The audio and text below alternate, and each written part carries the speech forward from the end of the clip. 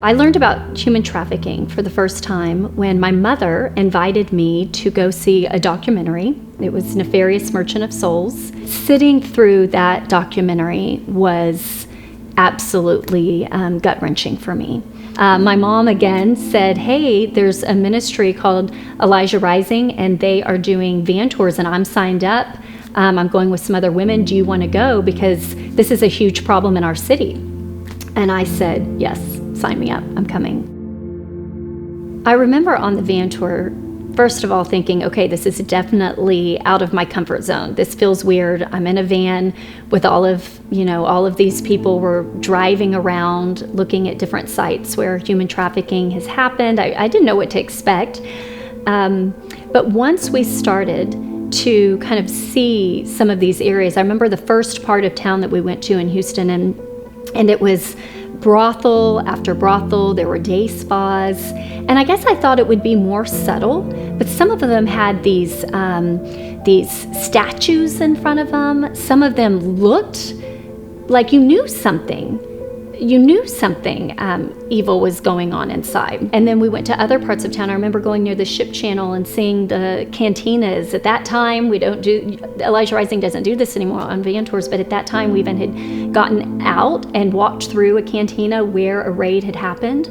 And it was really disgusting and horrific to see some of the things that were laying on the ground. And I remember seeing even a doll there and thinking, oh my goodness, like just having that realization that there had been a child right here in the midst of all of this. And then later on that same van tour, we went and we saw a cantina, and I remember sitting outside on the van tour, and you have these moments, right, where you think, okay, it's almost kind of like Truman Show, like, is this really happening? Is this just being sensationalized? And this particular place that we sat outside of, I ended up going years later to the trial where the grandmother, the woman who was operating these cantinas, was being charged with several counts, and it had been trafficking women. Pimps had been smuggling women over from Mexico and South America and Central America and then selling them in these cantinas. And I sat in a courtroom years later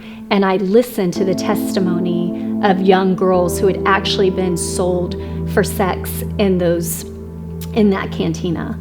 It was just really affirming that what we were seeing, what I had seen years before on that van tour, that it was the real deal, that it was true. I remember seeing the, other spas, and it was just helpful to know what to look for.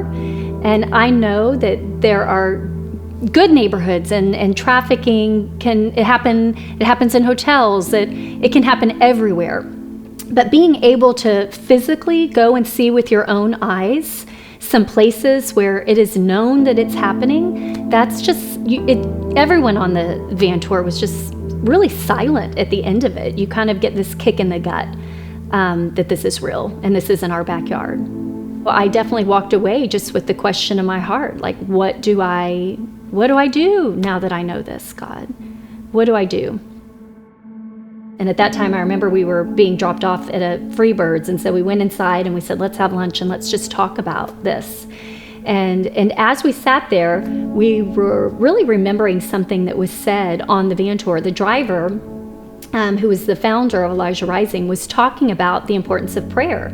And she mentioned Ephesians 6 and the fact that Scripture teaches us that the battle is not against flesh and blood, that it's a spiritual battle. And that became really important because sitting around that table trying to decide what our next step would be in such a dark and overwhelming issue, it was like, that's it.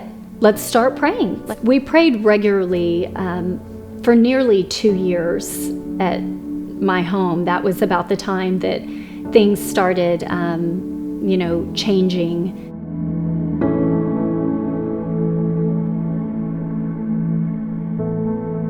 The vision of the Freedom Church Alliance is to see the church awake and engaged around these issues, fighting human trafficking and all of the different issues that surround it.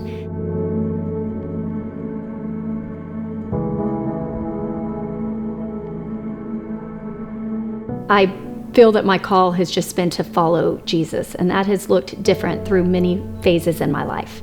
I was a high school English teacher, I'm a wife, I'm a mom, I'm a Bible study teacher.